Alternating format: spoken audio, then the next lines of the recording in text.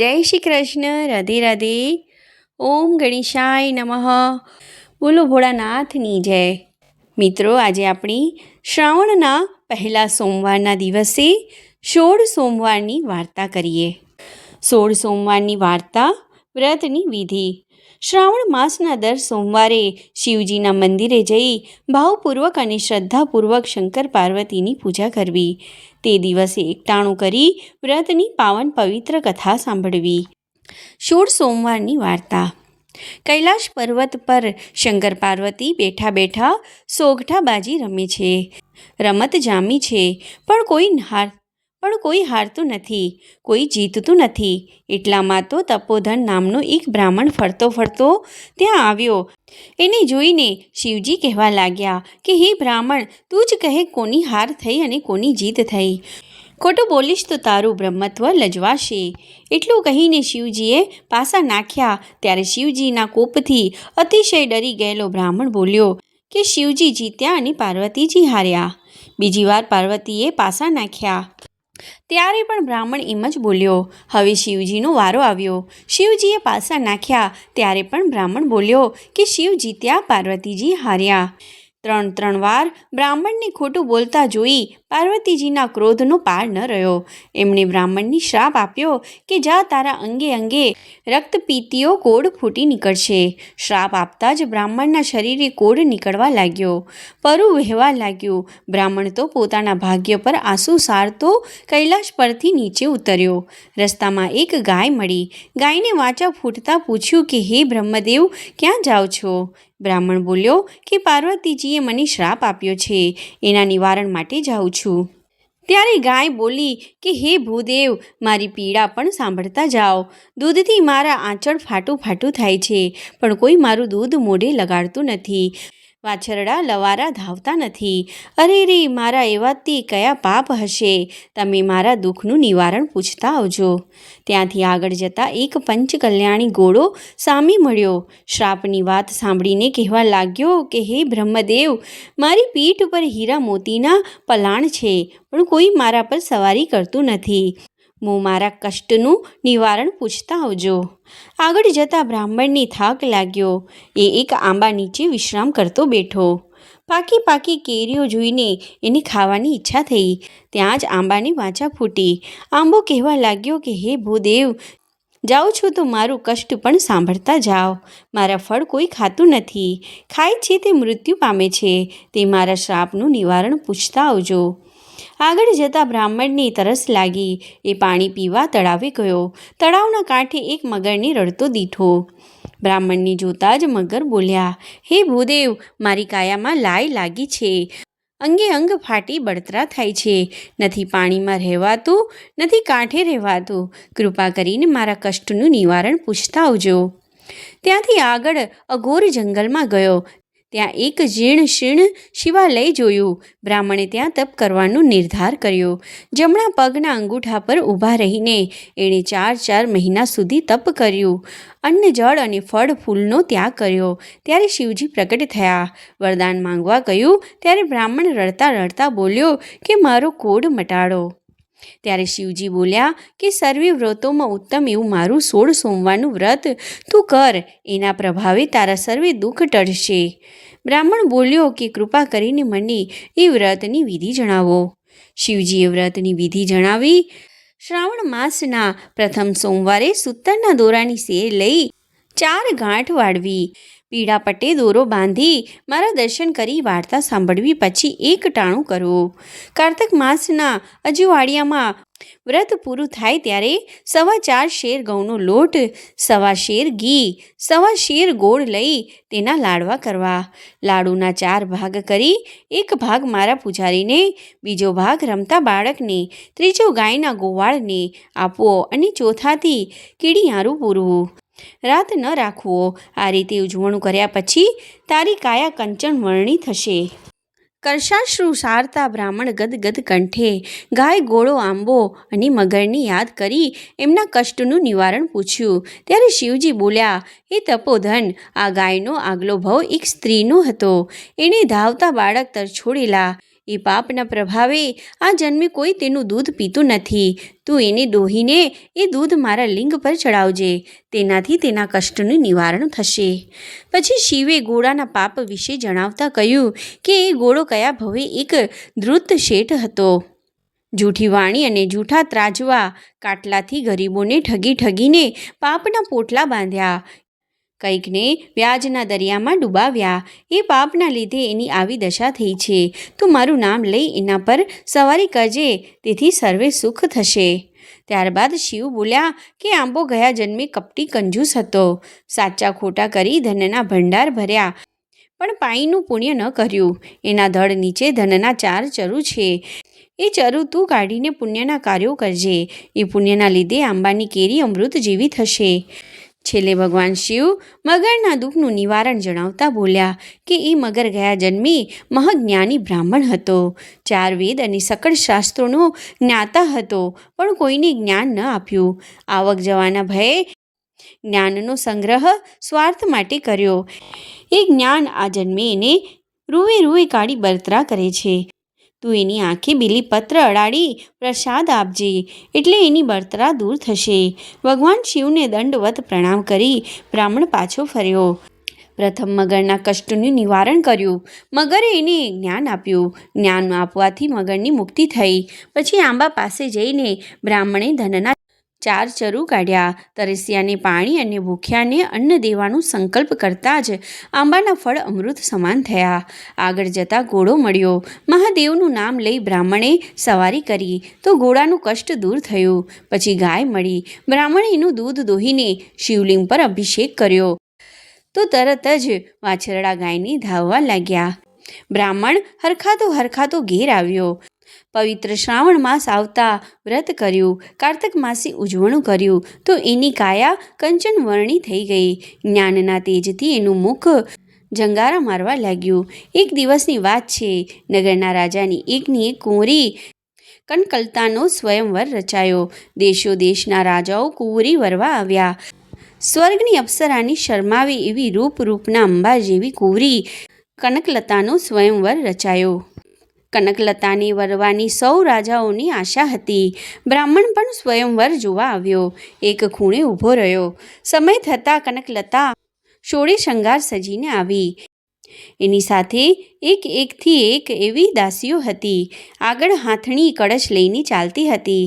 સિંહાસન પર બિરાજેલા રાજકુંવરો અને રાજાઓ પાસે થઈને હાથણી આગળ ચાલીને ખૂણામાં ઊભેલા તપોધન બ્રાહ્મણ પાસે જઈને એના પર કળશ ઢોળ્યો. આ જોઈ રાજાઓ ત્રાળો પાડવા લાગ્યા કે મૂર્ખ હાથણીએ ભૂલ કરી છે. એટલામાં હાથણીને વાચા ફૂટી.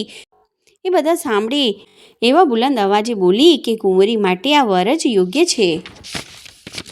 રાજાએ ધામધૂમથી કુંવરીને તપોધન સાથે પરણાવી હીરા માણેકની પહેરામણી કરી. હાથી ઘોડાના રથ દીધા.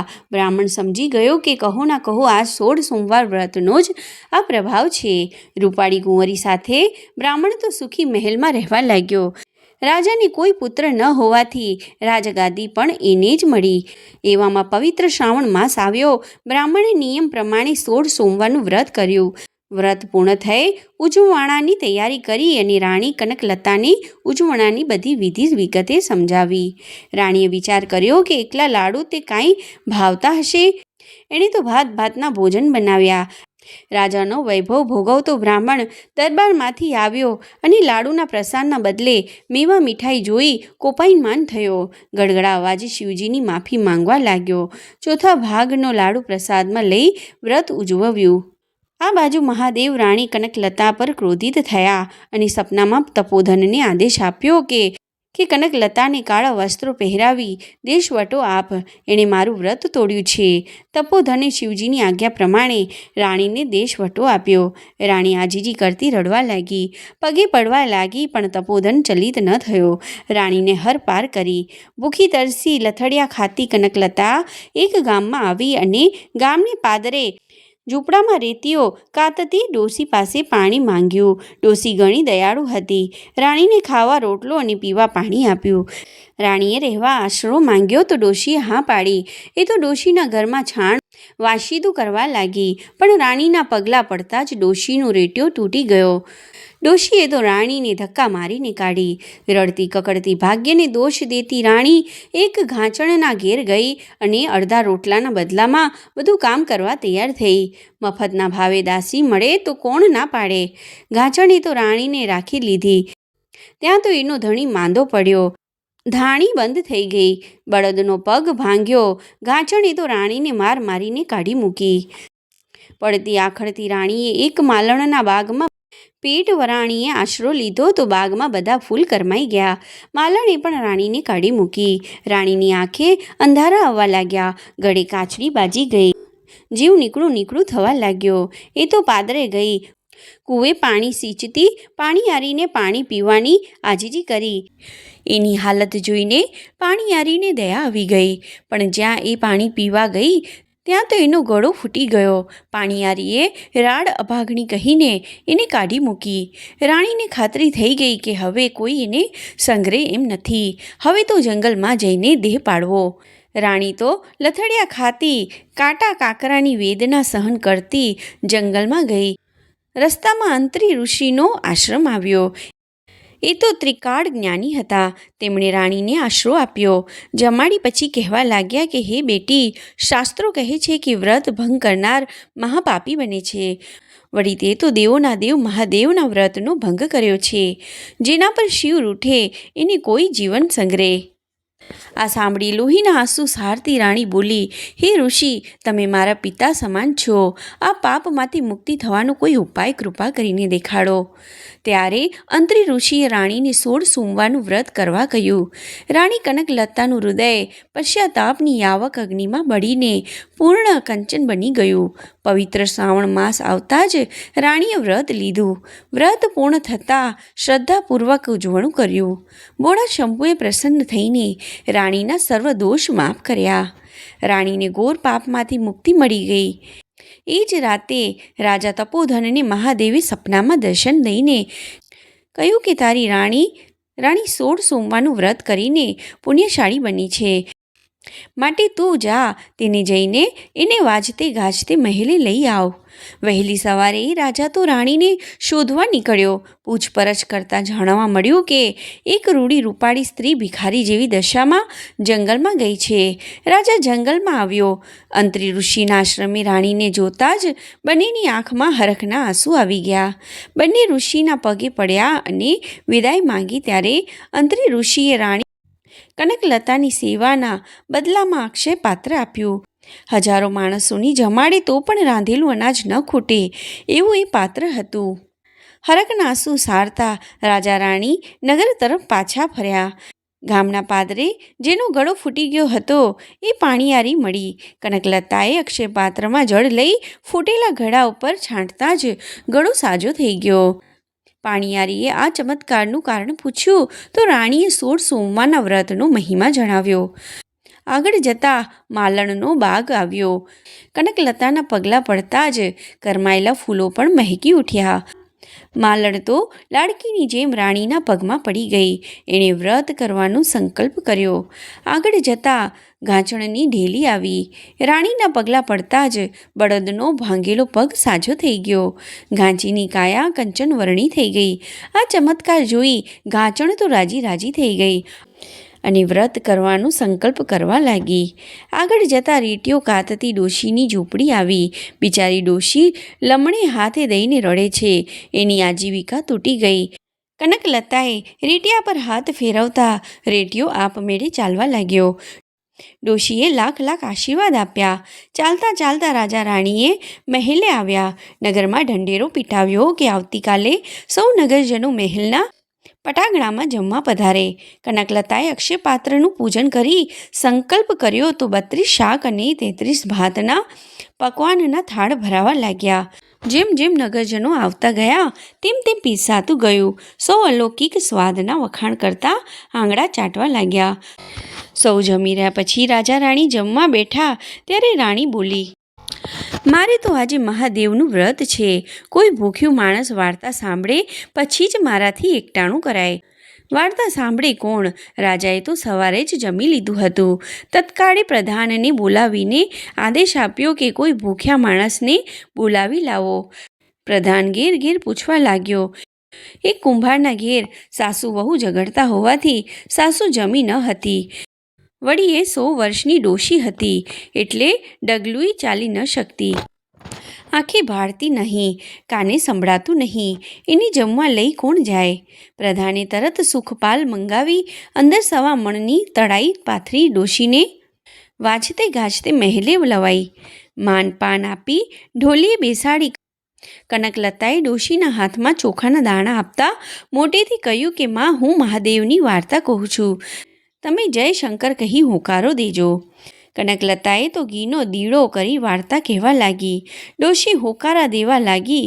પહેલા હોકારે કાનની બહેરાશ ગઈ, બીજા હોકારે આંખમાં અજવાળા થયા, ત્રીજા હોકારે શરીરમાં નવી શક્તિ આવી. ડોશી તો બોલી ઉઠી, દીકરી, મહાદેવ મારા પર રીઝ્યા. ત્યારે કનકલતા શિવજીને દંડવત પ્રણામ કરી ગળગળા અવાજે બોલી, માં, આ તો મહાદેવની અત્યંત પ્રિય એવા 16 સોમવારના વ્રતનો પ્રભાવ છે. તમે ભક્તિથી વાર્તા સાંભળી, એનું મહાદેવે તમને ફળ દીધું છે. ત્યારે ડોશીની આંખમાં પણ હરખના આંસુ આવી ગયા. ડોશી પગે ચાલીને ઘેર ગયા અને ઘેર જઈ સોયમાં દોરો પરોવ્યો તો વહુ આભી થઈ ગઈ. એણે પણ વ્રત કરવાનો સંકલ્પ કર્યો. પવિત્ર શ્રાવણ માસ આવતા રાજા રાણીએ ફરી વ્રત આદર્યો અને કારતક માસે ઉજવણું કર્યું. પ્રસન્ન થયેલા શિવજીએ દેવના ચક્કર જેવો દીકરો દીધો. એનું નામ દેવદત્ત રાખ્યું. એ પણ મા બાપ જેવો ધર્મિષ્ઠ અને પ્રજાપાલક થયો. દેવદત્ત યુવાન થયો ત્યારે રાજા રાણી એને રાજગાદી સોંપી ગંગા કિનારે ચાલ્યા ગયા અને શિવલિંગની સ્થાપના કરી જીવનના અંત સુધી શિવની ભક્તિ કરતા રહ્યા. અંતકાળે વિમાનમાં બેસી વૈકુંઠ ગયા. હે મહાદેવ, તમે જેવા તપોધન અને કનકલતાને ફળ્યા એવા વ્રત કરનાર, વાર્તા વાંચનાર, વાર્તા સાંભળનાર સૌને ફળજો. ઓમ નમઃ શિવાય. ઓમ નમઃ શિવાય. બોલો હર હર મહાદેવ.